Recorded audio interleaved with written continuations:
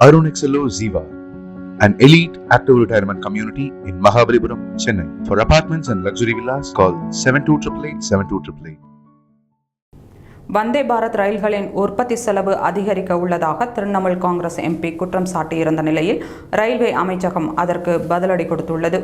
Trinamool Congress MP Saketh Gokhale 2023ஆம் ஆண்டு முதல் மத்திய அரசு ஸ்லீப்பர் கோச்கள் கொண்ட வந்தே பாரத் ரயில்களை உருவாக்க திட்டமிட்டு வருவதாகவும் 58,000 கோடி ரூபாய் மதிப்பில் 200 வந்தே பாரத் ரயில்களை உருவாக்க திட்டமிட்டிருந்த நிலையில் தற்போது திடீரென ரயில்களின் எண்ணிக்கையை 133ஆக குறைத்து உற்பத்தி செலவை 290 கோடியிலிருந்து 436 கோடியாக உயர்த்தியிருப்பதாக குற்றம் சாட்டியிருந்தார். மேலும் மத்திய அரசின் இந்த நடவடிக்கைகள் மூலம் லாபம் சம்பாதிக்க போகும் ஒப்பந்ததாரர் யார் என்று கேள்வி எழுப்பியிருந்தார். இதற்கு பதிலளிக்கும் விதமாக ரயில்வே அமைச்சகம் ஸ்லீப்பர் திட்டத்தின் செயல்பாட்டில் வெளிப்படைத்தன்மை இருப்பதால் ஒரு பெட்டிக்கான செலவு எல்லா வரையறைகளை விட குறைவாக உள்ளதாகவும் ரயில் பயணத்திற்கான தேவை அதிகமாக இருப்பதால் நீண்ட ரயில்களை உருவாக்கும் நோக்கில் பெட்டிகளின் எண்ணிக்கையை 16 இருந்து 24ஆக உயர்த்தியுள்ளதாகவும் தெரிவித்திருந்தது.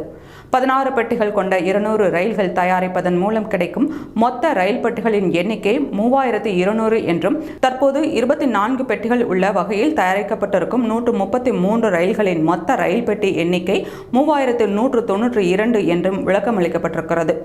மேலும் ரயில் பெட்டிகள் மற்றும் நீளத்தை அதிகரிக்கும் போது ஒப்பந்த விலை குறைந்துள்ளதாகவும் இதுபோன்ற வதந்திகளை பரப்ப வேண்டாம் என்றும் எச்சரிக்கை விடுத்துள்ளது.